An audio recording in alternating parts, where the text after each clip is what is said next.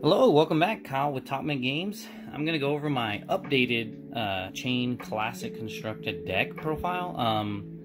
I recently made top 8 of a tournament and did pretty decent. I actually made top 4, and like the deck ran really well. I wanted to make a few changes though. I've been checking out some other builds around the internet. Please keep sharing those. You know, it only helps us all make a better Chane deck.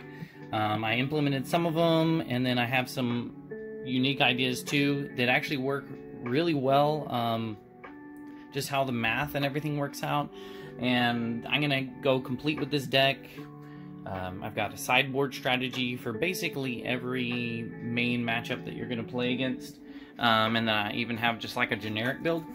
But I'm gonna go ahead and go with the cards.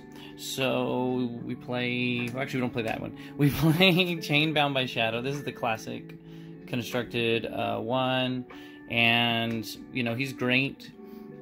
If you don't know what Chane does, then definitely go check out some videos on the basics of how to play the game. I'm gonna actually make some of those myself. We'll do some test hands and some future videos coming up very soon. So if you want to see me actually play turns of this deck, go ahead and check that out. I'm going to try to get some matches into at some point with it as well. Playing against some guys here locally, and but I think the deck's really good. And and also this build goes all out. So like if you have no budget basically, then you can build this deck. If you do have a budget, like, or there's certain cards you're like waiting on in the mail, or like you're waiting to get cards to trade for, or whatever your situation is, I'm gonna have a budget build of this deck as well that just takes out some of the pricier cards and explains like, oh well, this is like super necessary, so you do want to splurge for this, and then these is like, here's some good options to sub out for the deck. So anyway, we're gonna be showing you Chane. For the Chane, I've noticed that 10, I've never needed more than 10 Soul Shackles. So if you get 10 Soul Shackle tokens, you're good. Or some people use dice, but 10 tokens. And I've never needed more than 3 Rune Chant tokens. So just FYI, if you like to like actually have physical representation of all your tokens, that's about how many you'll need. And that'll all fit in like a good deck box. For equipment, you run all of these. So for the weapon, basically we are always running Nebula Blade. Nebula Blade, if you're still like playing Galaxy Black or something, like, dude, Nebula Blade straight better than Galaxy Black. I know Galaxy Black comes in the set and it's like made to go with Chane, but this costs 1 more to swing. But the fact that it swings for 4 instead of 3 makes it so much more threatening. I mean, the other one on hit makes an arcane damage, and this essentially on hit makes an arcane damage. But the difference in 4 damage and 3 damage in this game is immense, so play Nebula Blade. The only head equipment that I play is Arcanate Skullcap. I mean, there's matchups where you might want Ebb and Fold, but for strategies that I got going on, you want to minimize the amount of equipment you play. You want to maximize the amount of cards in your deck. You always want Snapdragon Scalers, and you always want Graspy Arknight. So, like, no matter what build you're playing, you don't need extra feet and hands. And honestly, like, I don't even care about Wizard. Like, I'll try to race them, but, like, it's so rare that you play against Wizard. I don't, like, sometimes you just got to chalk some of your matchups up and go, you know what, I'll try to race you. And then you do still have as a backup Arcanate Skullcap for the 3 Arcane Barrier, so semi-relevant. And you know, if you're racing them, I mean, if they're an OTK build, so be it. But I don't know, you might be able to outrace them because your deck can go very quickly and put a lot of pressure on. I mean, early game not so much, but mid to late game you just start hitting them so hard that they have to do some blocking or something, or they're gonna die. So the one equipment that we actually do swap out is the chest equipment. Some matches we go Aether Iron Reef, some matches we go Carrion Husk.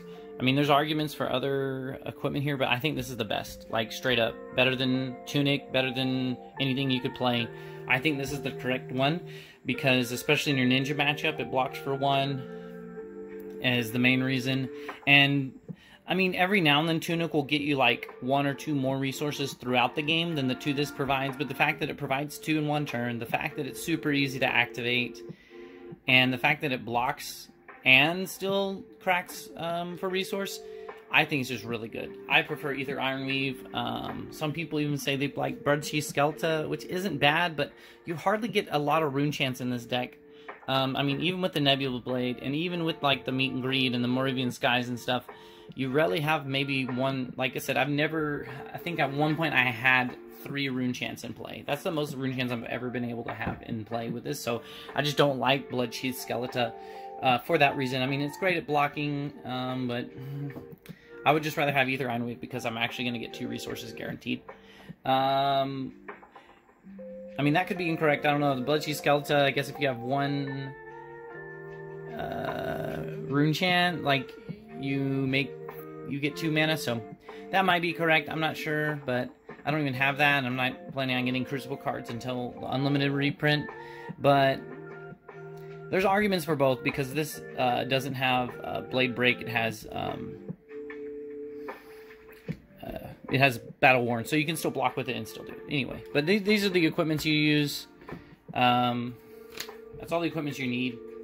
I don't even, like I said, I just don't even bother with, like, you slow yourself down trying to play Null Rune. Like, I don't think you play Null Rune, like, at all. Like, you don't want it in the mirror match. You know, it might be decent if you happen to play against a Viserai OTK deck, but I think you'd just rather race them. Like, I think we can easily race them. Okay, so for cards in the main deck, or, you know, / we side them in. Sometimes you keep them all in. But anyway, we got Gorganian Tome. Sorry for the proxy, but I don't... I was borrowing one from my buddy, and he's got it back now. I plan on getting this card, though, but it is another Crucible card. But yeah, I would play a Gorganian Tome. Probably one of the best cards in the deck. Draws you a card for free. You definitely side it out in the mirror, but every other match it's good. You play 1 Soul Reaping still. I like the Soul Reaping. Wouldn't change the Soul Reaping. You know, if you don't know... I see so many rules questions about this, but it's like, you only need to pitch 1 card, and then it's straight free. And then for every card with Blood Debt, you get a bonus, so there's that. I mean, if you're randomly playing against Prism or Bolton or something, you can use the alternate ability. 3 red Seeds of Agony. So I'm going all the red cards first, so... but here's our Blood Debt, so we play 3 red Seeds of Agony. You pretty much, like, these cards you always keep in, like I said, except for the mirror. Every now and then you take out 1, maybe 2 Howl from Beyond. But for the most part, you're always playing your Howl from Beyond. These are the red ones. Red ones are good. You need, it just gives you 12 cards that you can tuck with your Unhallowed Rites. So, I like it. 3 red Riftbind, definitely auto-include, never side those out. 3 red Unhallowed Rites, same. Never side them out, always keep them in. A lot of these red cards we just never side out. 3 Bounding Demigods, always keep in, never side out. I mean, it swings for 4. Anything that swings for 4 in this game is good. I mean, like, it has Blood Debt, so you can play it from Banish, but... Shadow Puppetry, great card. You know, we do play a couple of non-Rune Blade attacks, and it can do any attack. We got 3 red Plunder Run. Never side that out either. Great card, especially from Arsenal. Best card you can open, especially if you choose to go first. I always choose to go first in this deck. You want to ideally open a Plunder Run going first, and then Arsenal it. Make like a Rune Chant off of your Grasp of the Arknight, and then like that's about it. You know, and hopefully you're pitching some cards with Blood Debt to the bottom of the deck. You know, so there's one more card I want to play turn 1 when I'll get to. 3 Meet and Greet, never side those out either. Just great. I mean, the fact that it swings for 4 with Go Again for only 1 resource, and then also makes a Rune Chant if it hits, like, it's just so good. Because 4 damage in this game, again, like, 4 damage in this game is important because cards block for 3. You know, most attacks and plenty of other cards block for 3, but no card really blocks for 4. The only thing that blocks for 4 is a defense reaction, or they're going to have to use their equipment. So you're basically saying, hey, you need a specific card, or you need to commit more than 1 card, or I'm just going to get in for 1. It's like the incidentals. The incidental chip damage is how you win in this deck. Like, you just keep hitting them, and then eventually, like, it adds up to be enough. And then super late game, you'll have these very explosive turns where it's just too much for them to block with, and and like sometimes they just have to block with their whole hand to not die, and then you just time walk them because you're like, cool, my turn again, and then you just throw even more damage at them because of the Soul Shackle mechanic. 3 Enlightened Strike. I never said that out either. It's a really good card.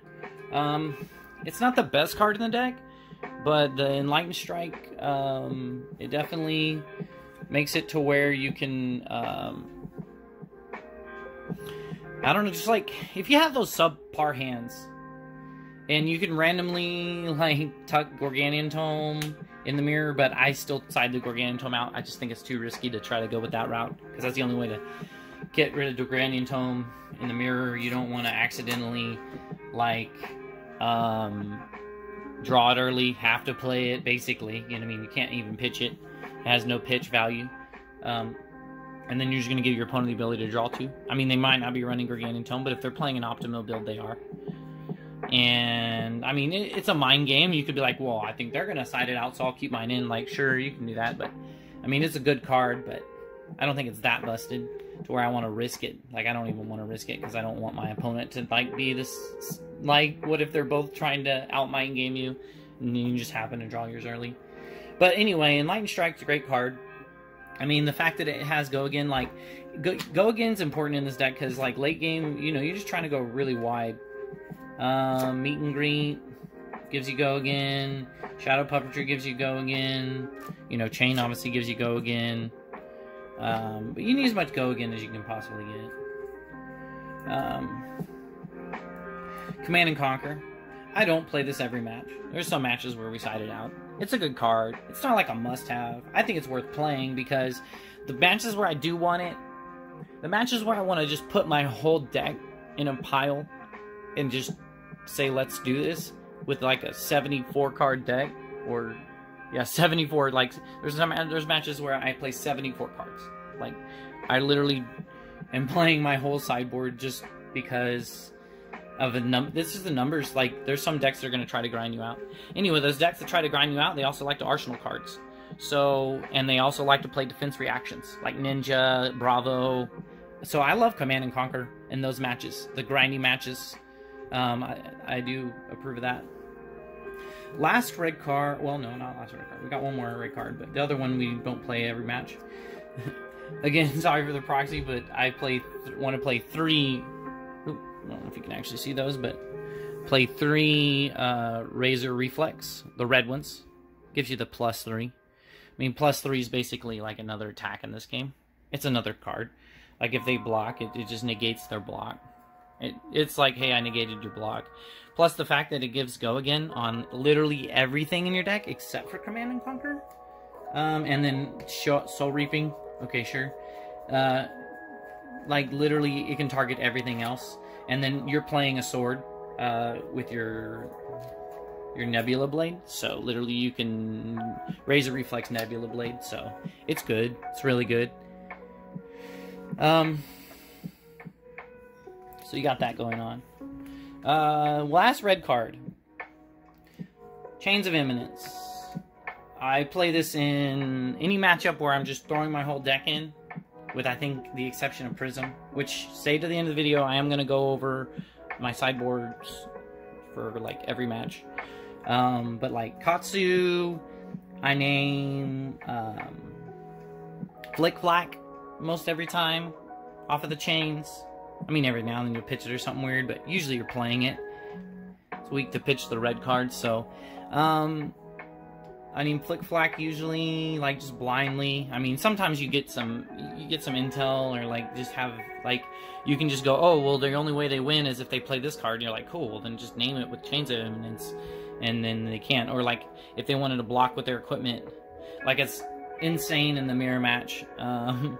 But, against Bravo, it really just depends. Like, I usually like to do it when they're going to make those busted turns. And, I mean, they do play Showtime. So, like, sometimes they'll Showtime to search a card, and then they'll probably, like, dump it in their arsenal. And you can just Chains of Imminence the card they Showtimed. And so then they have to, like, it time walks them another turn. Against Bravo, also, like, you could just name, man, what's the... See, this is why maybe you shouldn't play this card. but I would look that up if I actually went to a tournament here soon. Is the card they tuck, man, it's escaping me, but yeah, you don't play this card if names escape you. But the card that like tucks a card and then they draw a card, they like to play that as a defense reaction, so I like that. Or you can just raw dog it and name a card like you just don't want them to play next turn, and they can't block with it either, and they can't pitch with it either. So if they have it, it actually kind of time walks them, and it costs 0, and it turns on your Nebula Blade. So like in the absolute worst case scenario, it doesn't even hurt that bad, and then plus it buffs your Riftbind. So that's every red card I play.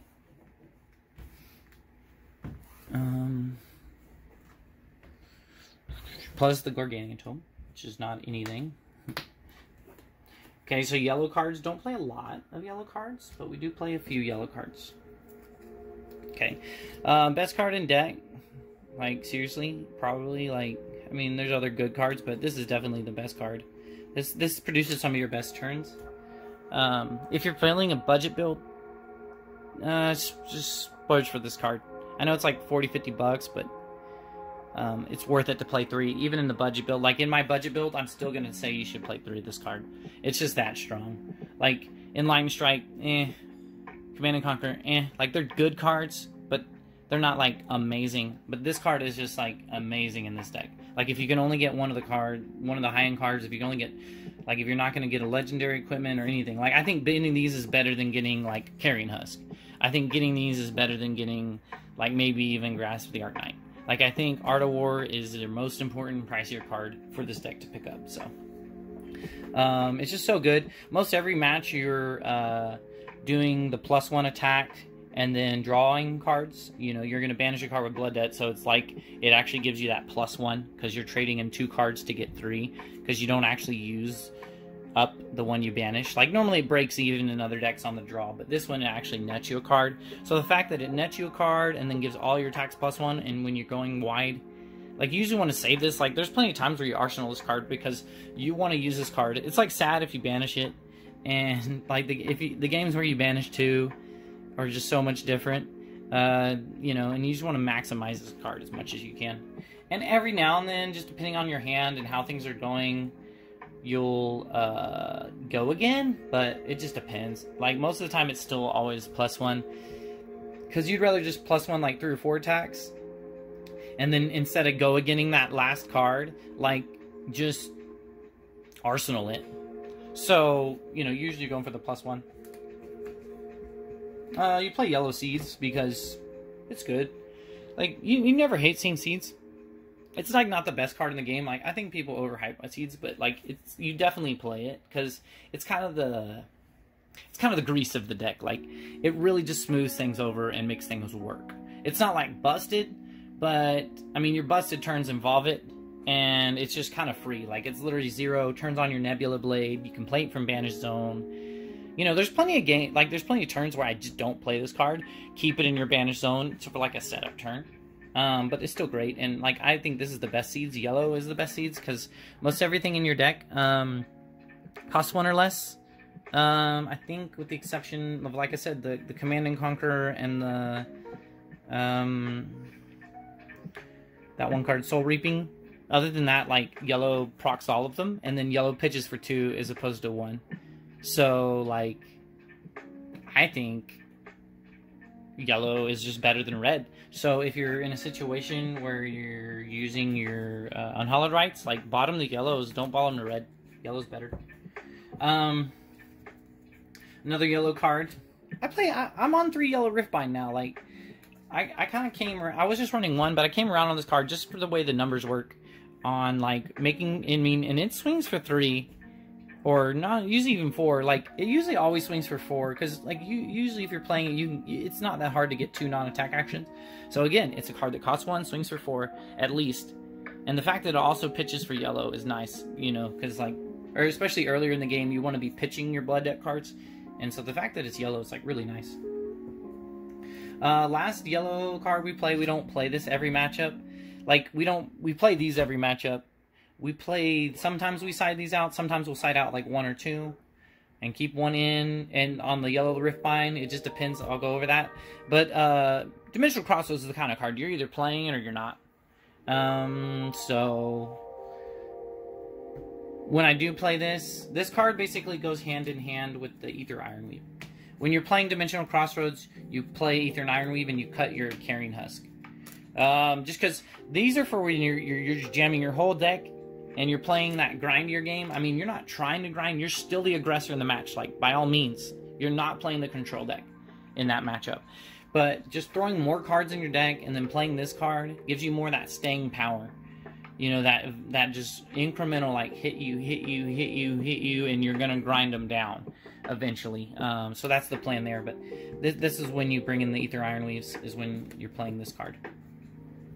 That's all the yellows, though.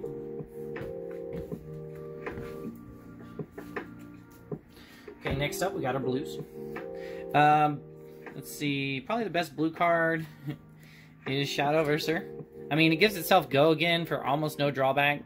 I mean, all you have to do is banish a blood deck card from your hand, which you're going to, like, play anyways. I mean, it's slightly annoying sometimes because you want to pitch it, the blue blood deck card, so, like, it doesn't... But if you're going to play the blood deck card, it, like, literally is just free. Amazing card. It can set up future turns. I mean, you could always just banish a blood debt just to, like, play on another turn, so you don't even have to play it that turn, but, like, it still banks your card for later. I mean, sure, you take 8 damage, but 8 damage in this game usually doesn't break you. So, yeah, this is great. I mean, 3 blue seeds, because it's still seeds, man. It's still 0 cost card that you can tuck with Unhallowed Rites, that you can, activate your blade and activate, like, buff up your Ripvines. And then it pitches for 3, which is great, you know? That's the, you know, these blue cards you usually want to pitch. Like, the Shadow Ursur is probably the main blue card you don't pitch and you actually play. I mean, the fact that it pitches for blue is just amazing.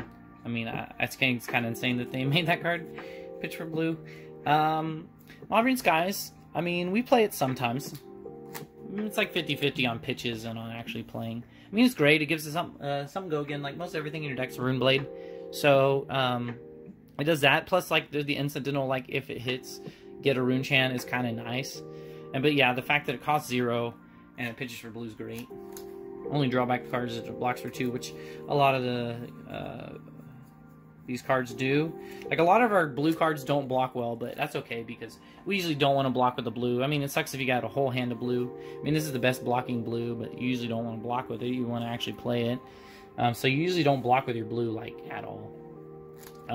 But you can, like, win, like, you can have a decent turn. Like, if you block with everything in your hand but your blue, you know, that's still 3 resources. So, like, you're not out of cards because you're banishing off of your Soul Shackles. So, you know, you usually get a card or 2, and then you can play them off of the 1 blue card.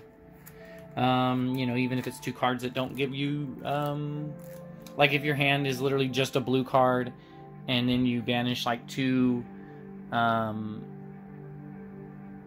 blood deck cards that both require an action, you know, as long as they're not, like, cards that you have to play actions, non-attack actions for, then, like, you're good to go. You can play both of them, or even just save them and then use this to, like, make a Rune Chant pass or something. Like, it's not the best turn, but if you blocked, like, their whole turn of damage, then, you know, you're making progress while they're, you know, you traded turn for turn, but then you got a Rune Chant, so it's fine. And then you set up with your Soul Shackles.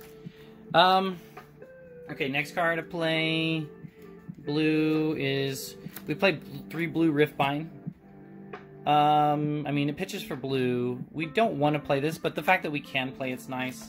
I mean, it only swings for 1, but, you know, that super late game, you can buff it a time or 2.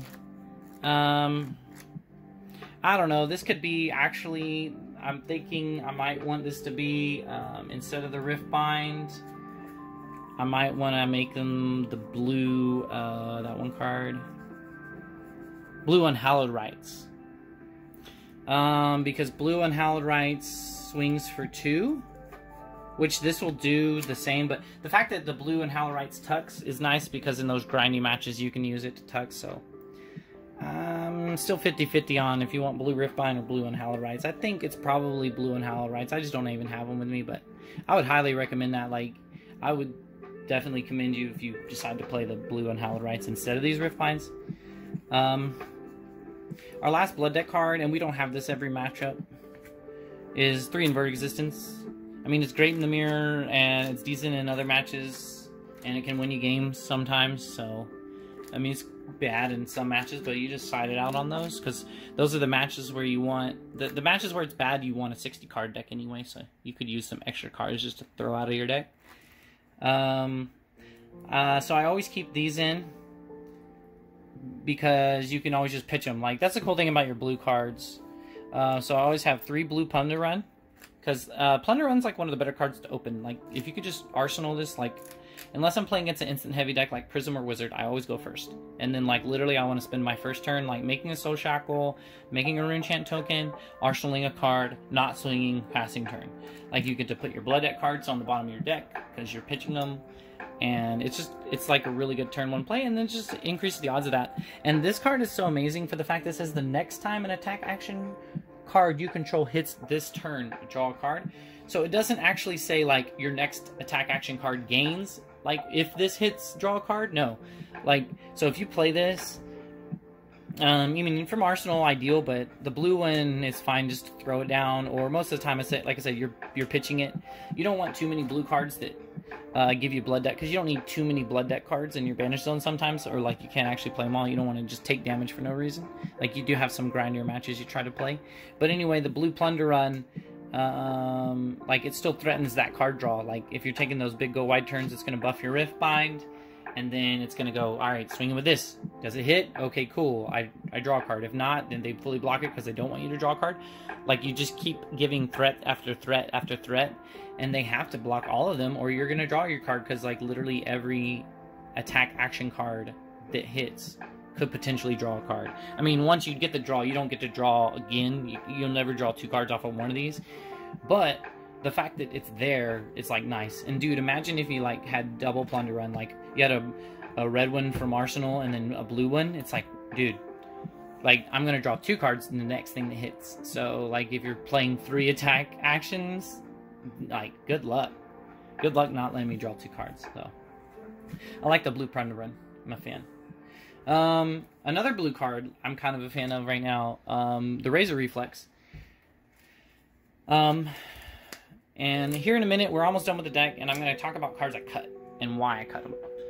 But the blue Razor Reflex, I mean, it's a blue. Like, hey, blue, and then, you know, it can randomly do go again. Like, the red one does the same thing. Like, it's another source of go again for just 1 resource. The fact that it's a reaction, me playing 6 Razor Reflexes and 6 Plunder Runs work well together in conjunction, because it's like, cool, this hit, or this is going to hit, you know, I'm going to give it the buff, I'm going to give it the go again, and I'm going to draw a card. Like, a go again and a draw card is everything in this game. Like, that's a whole extra deal, because, you know, that's like your main limits in the game is how many cards are in your hand and how many actions you have. I mean, and then resources, but a card can also pitch for resource too. So, like, you drawing a card and getting your action back is just amazing with Razor Reflex. And then my last card is 3x Snap Potion. Love this card. I think it's way underplayed. I mean, yes, a lot of people are just only citing it because it's good against,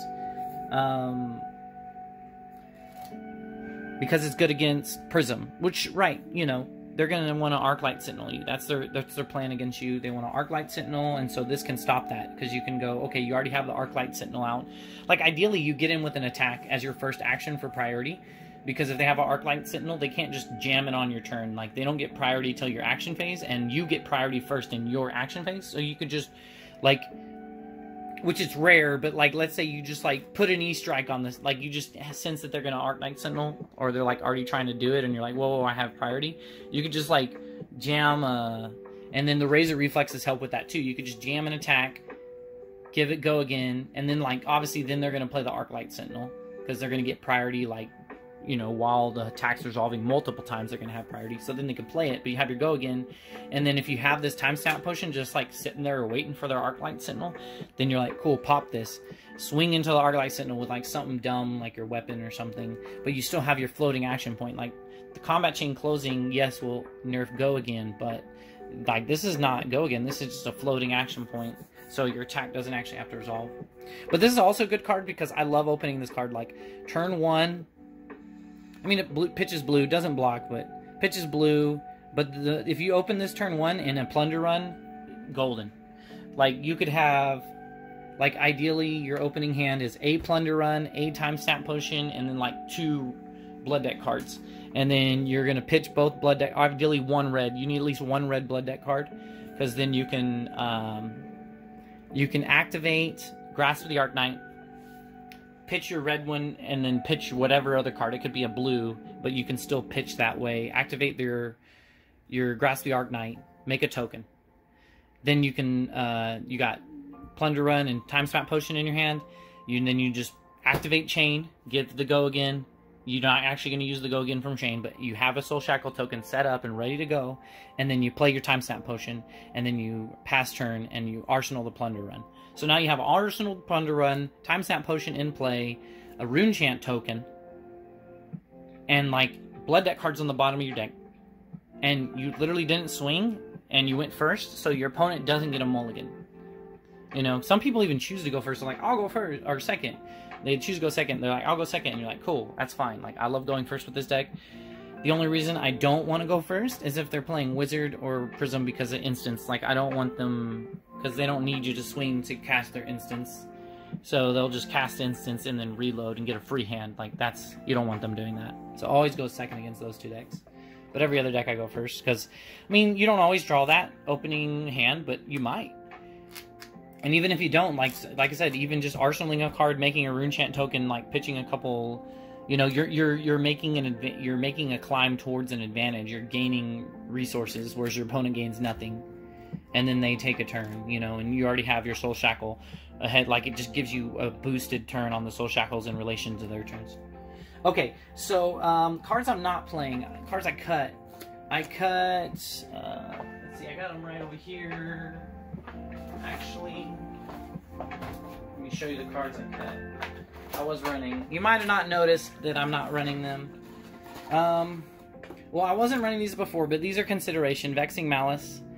But I decided I want Razor Reflex instead, because it kind of fills the same role. I mean, yes, this blocks for 1 more than Razor Reflex, which is nice, but I don't know, that Razor Reflex, like, you might actually want to cast the Razor Reflex. Like, you hardly ever want to cast Vexing Malice. I mean, yes, sometimes it can randomly win you the game, but I'm not. Okay, I cut Enchanting Melody because I just decided that I just have a different approach. And yes, Enchanting Melody is still good, but Enchanting Melody is bad against Ninja, and that's another match where I just want to jam as many cards in my deck as possible. So the fact that I can play 74 cards and not have bad Enchanting Melody in my deck against Ninja is great. I cut Sonata Arcanix.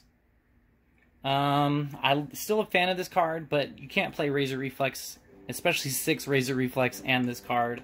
And then not only top of that, I have 6 instants in the deck. So now I have 12 cards that literally whiff off of this card, and you have to hit just only 1 instant and or reaction, and then also, like, you have to just get way luckier. And then, like, this way I don't have to, like, I'm not trying to constrain myself balancing attacks versus non-attacks in the deck. So I still like this card, but I don't know. I want to try this build for a while. I cut this because it's garbage if I'm not playing this. And so Mutated Mass. I don't know. I played it for a while, and it was usually low impact.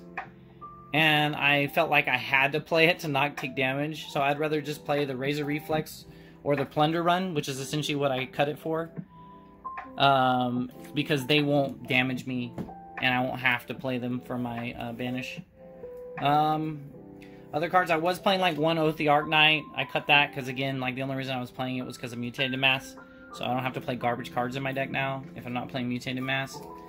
I cut Ghostly Visit because I realized that straight up yellow, well, okay, not in every situation, but for the most part, yellow Rift Bind, which I'm playing free of now, I think is better than Ghostly Visit, because a yellow Rift Bind, all you have to do is, like, if you're playing it from Banish, you just have to have 2 non-attack actions for it to be just as good as Ghostly Visit. But also the yellow Rift Bind pitches for 2. So I do like that. I mean, this is consistent, like, in just, like, a slow game, but I like the pitch, too. Like, the pitch, sometimes you need more resources in this deck. and just at fetching 2's extra. So those are the main cards I cut. If you were wondering what the main, like how I made room for these other cards, basically.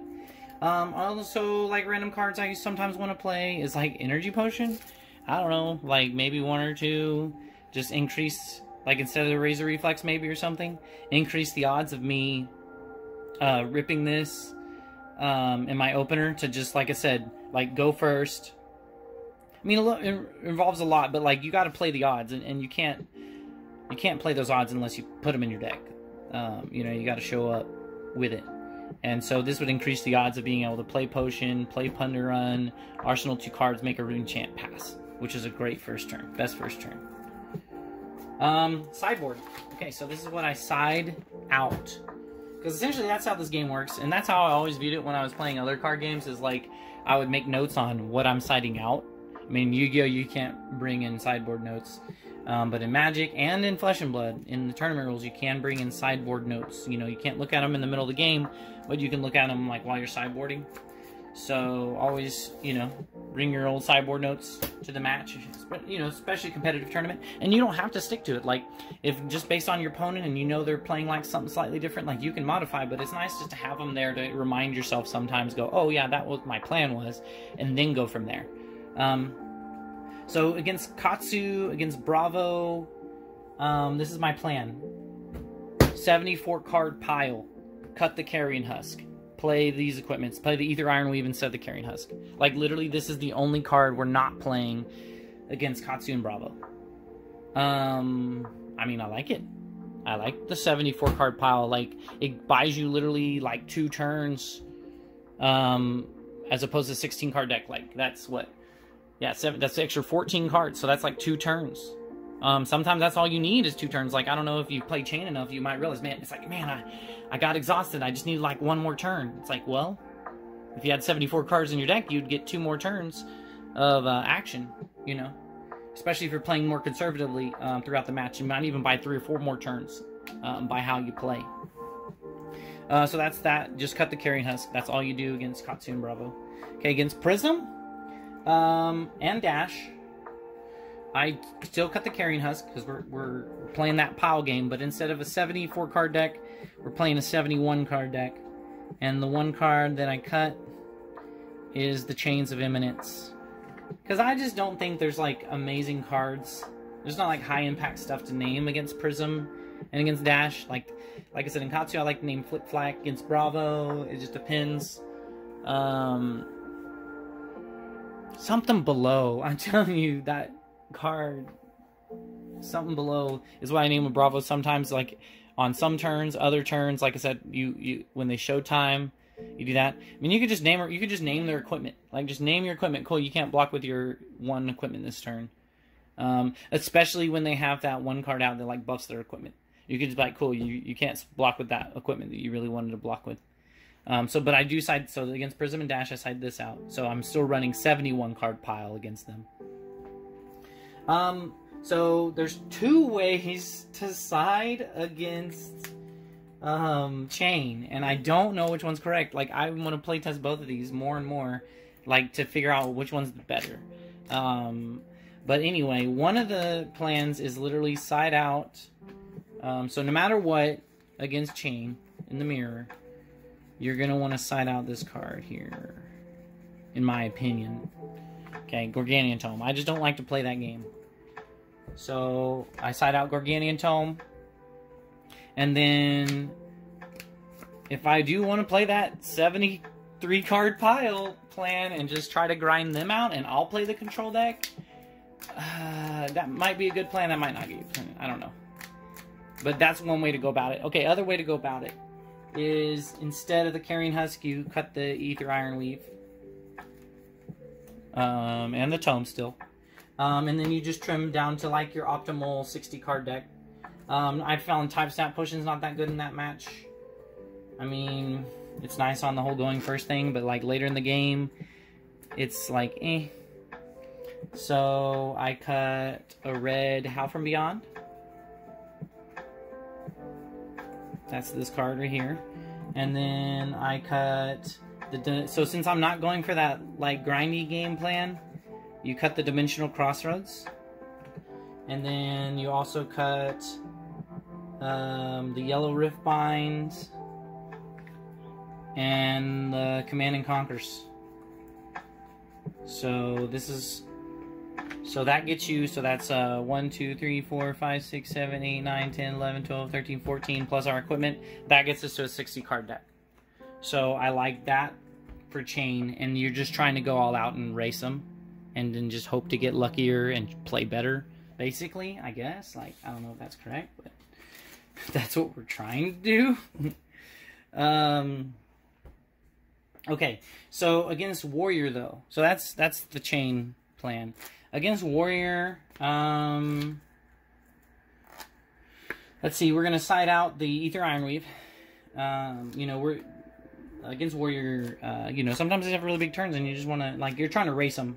Like, you really don't want to block Warrior. That's how you beat Warriors. You just race them. You're like, cool, I'm going to race you, and I'm not going to block, so I'm not turning on any of your reprise. Like, either reprise from Dorinthia or against Bolton, like, you blocking usually buffs their thing so that they can get go again. So, like, I found against Bolton, like, you just beat them by not blocking a lot. And then you're like, cool, I'm not blocking. Like, you have to have an effect to buff your own stuff. And if you don't, then it's just going to end your turn. Like, they can't rely on you. I mean, if they're already buffing, then, like, those are more situations I might block. Like, you have to play it by ear. It's not like just don't ever block. I mean, especially early game, you're more inclined to block. But anyway, Ether and Ironweave. I also take out against them the Chains of Eminence. Those may be... Oh, I think I put it over here, actually. Alright, I was never going to find that. So, take out 3 Chains of Eminence. The Invert Existence, don't like it. It's just kind of a liability, and you might, especially against Dorinthia, you might not even be able to play it, like, depending on their Bolton build. Like, you can play it. Like, you can legally play it, yes. But will it deal any damage? No. So you're literally just playing it to, like, not lose a life. It's like it's a waste of a resource. So you play that. I cut the Command and Conquers because I feel like they're less likely to, like, Arsenal and, like, play defense reactions. So I feel like the defense reaction decks are, like, the decks where I want this, you know, Bravo, maybe Prism, but not necessarily, but Bravo, and, like, your grindier matches, you know, in grindier matches, people are more likely to, Arsenal. So you get the added effects. But against Warrior, I don't think that's going to happen as much. Oh, so we're not on the grind plan, so we cut 3-dimensional Crossroads, and then we cut just a couple one-ofs. We cut a Yellow Rift Bind, and we cut a Howl from Beyond. You know, just to keep our numbers up and just kind of trim down on our deck. So I cut these against Warrior. And then I have my other matches that I like. Like, basically, it's like probably everything else. I mean, and you have to just use your brain on, like, oh, this card happens to be terrible against this deck. So, like, against just any random deck, like they're playing, I don't know, a Ranger or, I don't know, Wizard or something, but, I don't know, maybe not the Wizard, but, well, yeah, against Wizard, yeah, you probably don't want, well, it just depends, because you don't want... you have to play that by ear, but a lot of the matches you'll like, this is your more optimal build. Cut Chains, cut Crossroads, cut the Yellow Rift Binds, just like all of them. All the Yellow Rift Binds.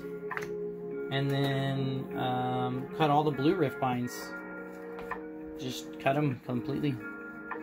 And then cut a Howl from Beyond and a Time Snap Potion. Oh, and then, I don't know if that was mentioned, but wherever our equipment is. You cut Ether Ironweave. You cut that. Cut Ether Ironweave, and then the Howl from Beyond, and then a Time Snap Potion. So that's basically it. So that should be, what, 14, 1, 2, 3, 4, 5, 6, 7, 8, 9, 10, 11, 12, 13, 14, yeah, 14 plus your equipment. So you're down to a 60 card deck. So that's what I like to play against the different matches. And like I said, those are my thoughts. Some changes I might want to tweak is I might want to instead of the Blue Riftbind, play Blue Unhallowed Rites. It just helps your grind game, stacking cards on the bottom of your deck. You know, your Hell from Beyonds, your Seeds of Agonies. It just makes for a longer game, and I think it inherently swings for 2, and you don't, you know, so like, which is, I don't know, like I said, Riftbind could be better, because it usually swings for 3, you know, if you're playing it. So it's kind of iffy on 100% if I want to play it that. So this is my favorite build right now. If you liked the video, just go ahead and like it, subscribe. I'm going to have some more. Like I said, I'm going to do some test hands here with this deck where I just go over like opening hands. You know, this is just stuff you can do to make the deck work and explain how the deck works. Because like if you haven't played Chane a whole lot, or you're new and getting into the game, I think you might find that useful. But yeah, this is Kyle with Top Mint Games, and again, if you want to buy or sell cards from us, go to topmintgames.com and you can contact us or see what we have in inventory. But thank you so much for watching, and have a good day.